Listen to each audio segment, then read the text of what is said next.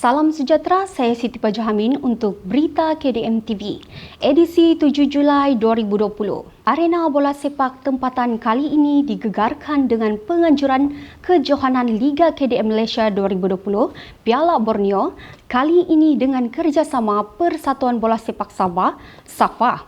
Menurut Presiden SAFA, Datuk Peter Anthony, kejohanan Liga KDM Malaysia 2020, Piala Borneo ini bertujuan untuk mencungkil bakat para peminat sukan bola sepak, terutamanya mereka yang berada di luar daerah dan dijangkakan bermula selewat-lewatnya September atau Oktober ini. Ia berikutan pengumuman Persatuan Bola Sepak Malaysia yang membenarkan saringan Liga bermula 1 September ini.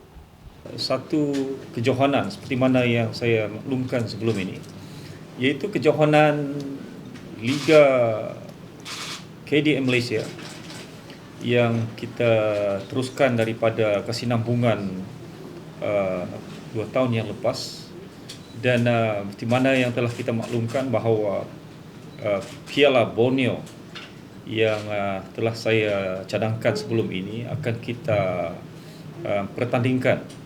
Dan kejohanan ini akan terbuka kepada semua pasukan, sama ada daripada negeri, daripada daerah, termasuk juga beberapa pasukan jemputan yang telah menyatakan hasrat mereka untuk bersama-sama kita di dalam kejohanan ini, seperti daripada Kalimantan, daripada Brunei dan juga daripada negeri jiran kita Sarawak.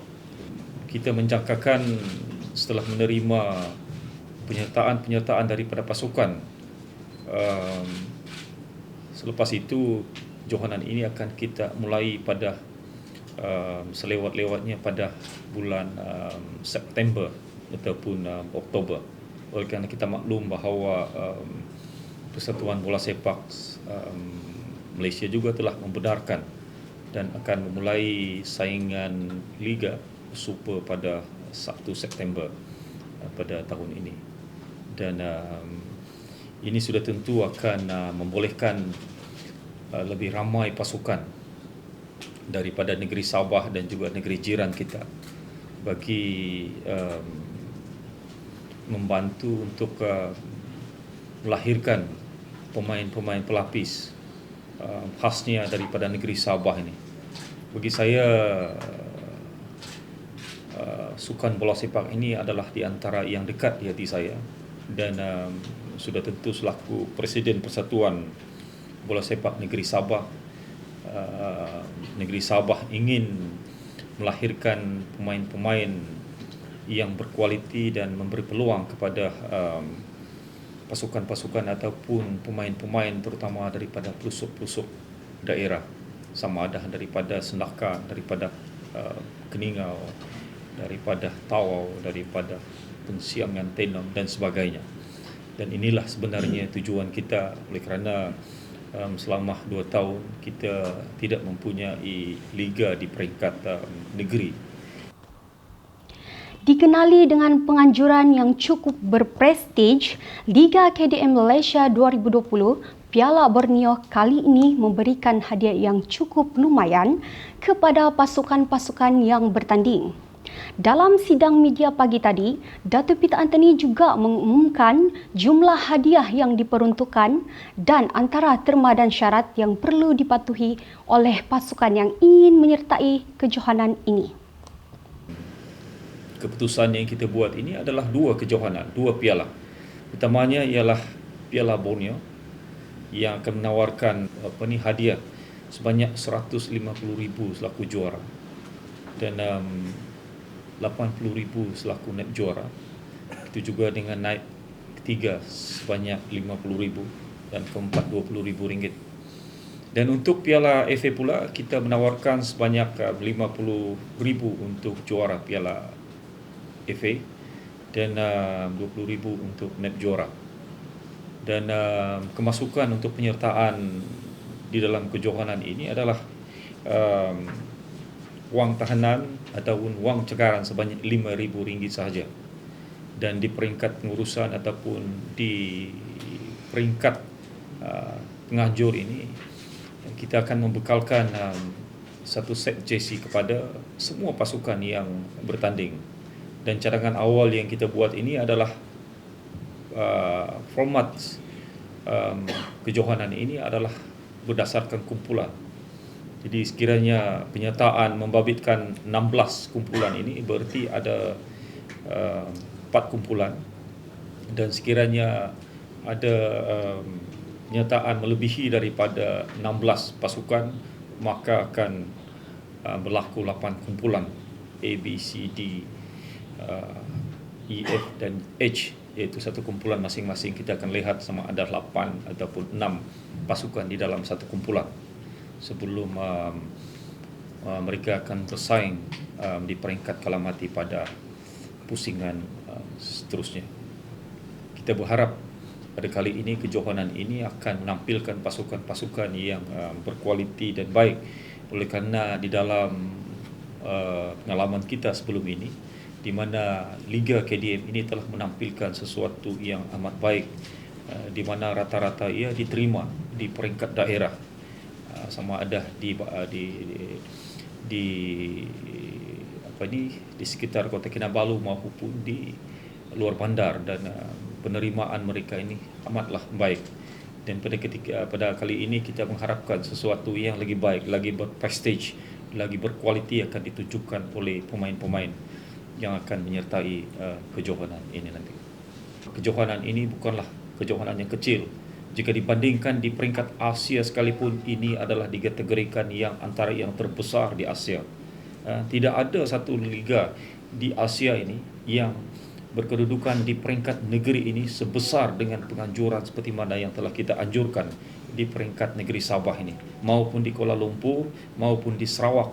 Tidak pernah diadakan, dan ini adalah satu sejarah bagi negeri Sabah, terutama kepada pertubuhan KDM yang banyak menyumbang kepada bola sepak negeri Sabah kita.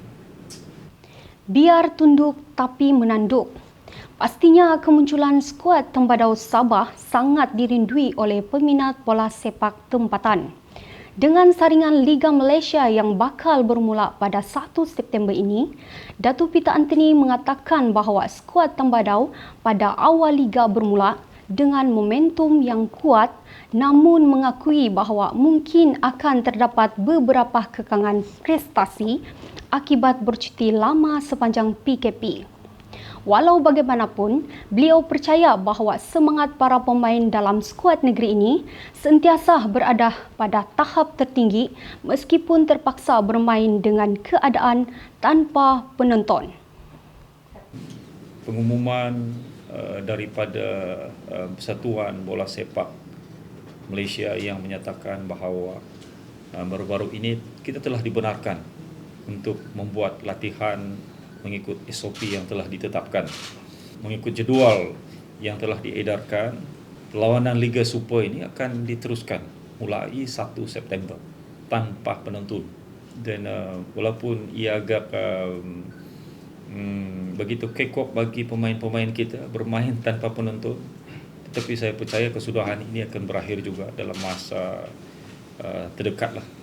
Kita mengharapkan, oleh kerana daripada apa yang saya perhatikan, Liga Inggeris yang dipertontonkan baru-baru ini, seolah-olah permainan bola ini tanpa penonton, seolah-olah dia berada bermain tidak begitu bersemangat. Kita mengharapkan selepas saja September ini, dan mudah-mudahan kedudukan PKP kita ini ataupun COVID kita ini akan berakhir, dan sudah tentu akan ramai peminat-peminat, terutama peminat bola sepak kita ini ingin turun untuk bersama-sama dengan pasukan Tembadau kita di Stadium Likas ataupun di tempat lawan. Dan di peringkat kita telah bersedia sepenuhnya. Jurulatih telah menurunkan ke semua pemain-pemain.